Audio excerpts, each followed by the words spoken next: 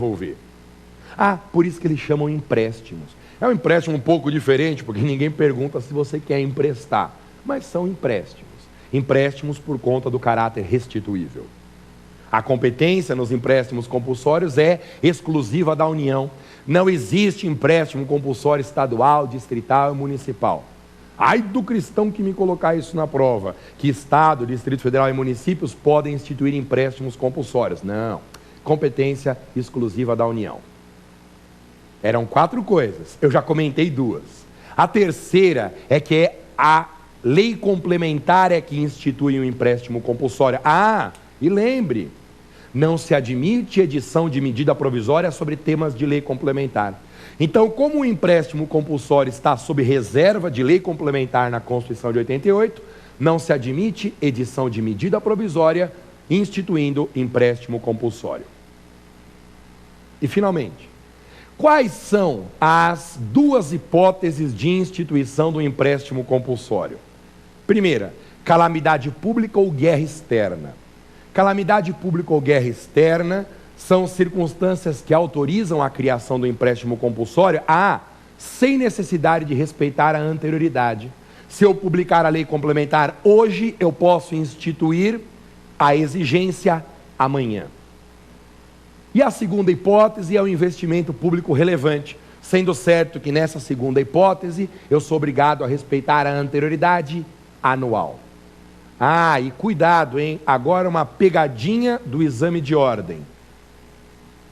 Há algumas provas atrás, caiu uma pergunta muito interessante. O examinador queria saber o seguinte: calamidade pública, guerra externa e investimento público relevante são fatos geradores do empréstimo compulsório? A resposta é não, não são fatos geradores.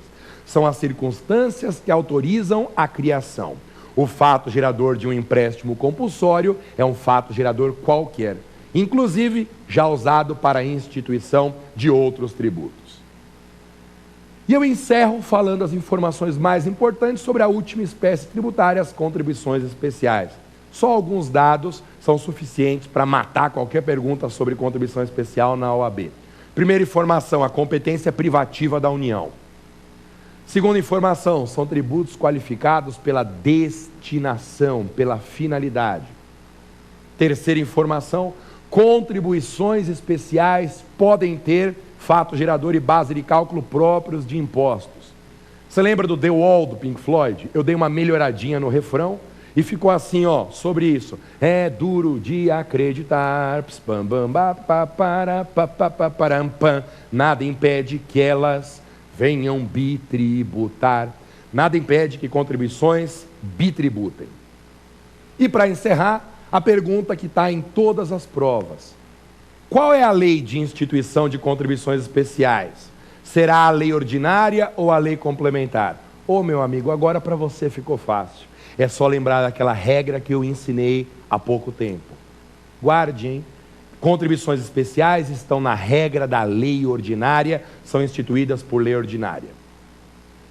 E o último comentário de hoje é a minha dica mais importante sobre espécies tributárias para a sua prova. Masa, e se perguntarem na minha prova sobre tributação nas importações e exportações? Aí, basta você relembrar o seguinte: na importação, todos os tributos incidem. Agora, na exportação, só o imposto de exportação. E guarde a musiquinha. Quando importo um produto, pago tudo que é tributo. Mas na exportação só incide o IE. IE é imposto de exportação. Se você tiver alguma dúvida, comentário ou sugestão, você pode mandar um e-mail para provafinal@lfg.com.br. provafinal@lfg.com.br. Vamos agora para o próximo bloco. Pergunte ao professor.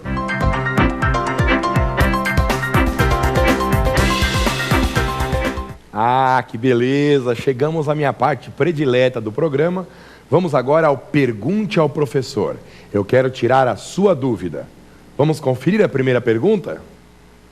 Professor, quais os tributos que podem ser cobrados para custear uma guerra externa?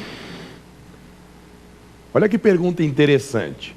Realmente, a Constituição de 88 estabelece duas possibilidades diferentes para angariar recursos na hipótese de uma guerra externa. A primeira solução tributária é por meio de um empréstimo compulsório. A União edita uma lei complementar e institui esse empréstimo compulsório sem nenhuma anterioridade. A segunda solução é a criação de um imposto extraordinário de guerra, um IEG, com a diferença de que o IEG não depende de lei complementar, e sim de uma lei ordinária.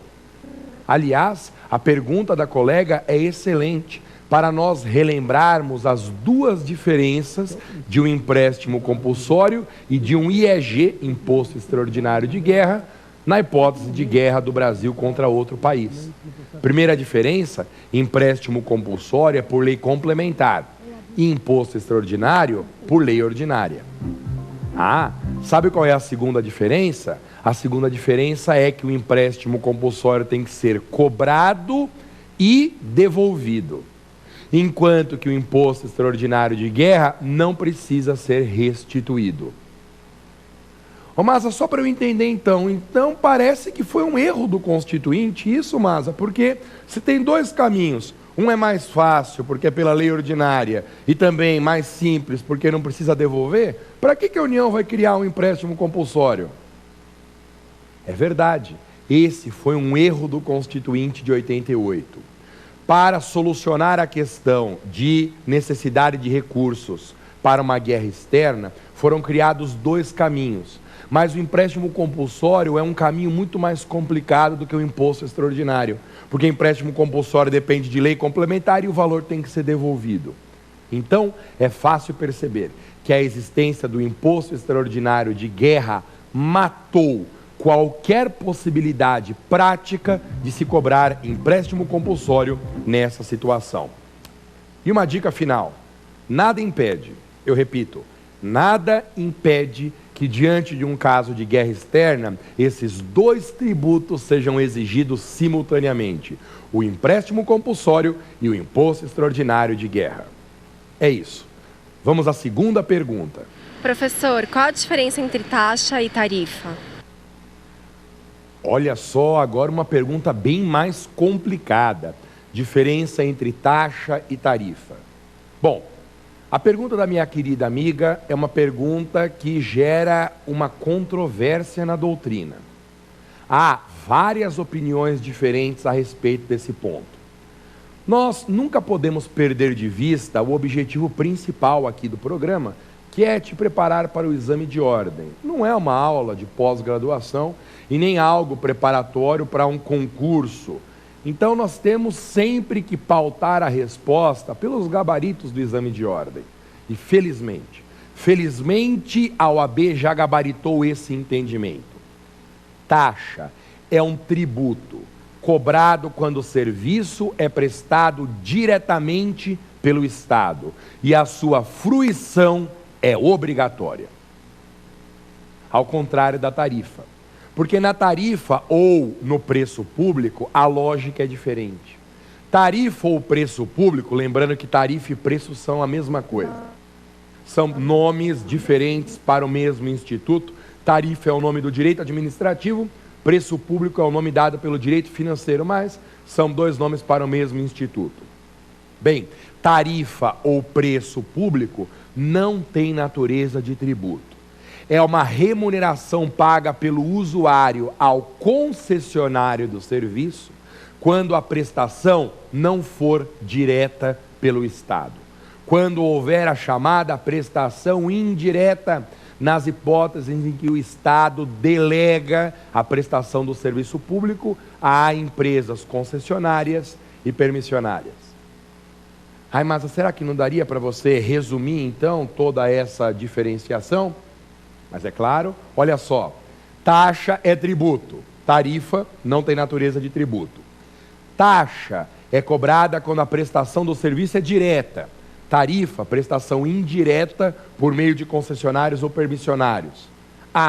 E a taxa é cobrada quando a fruição é obrigatória, ao passo em que na tarifa a fruição do serviço é facultativa. Agora sim,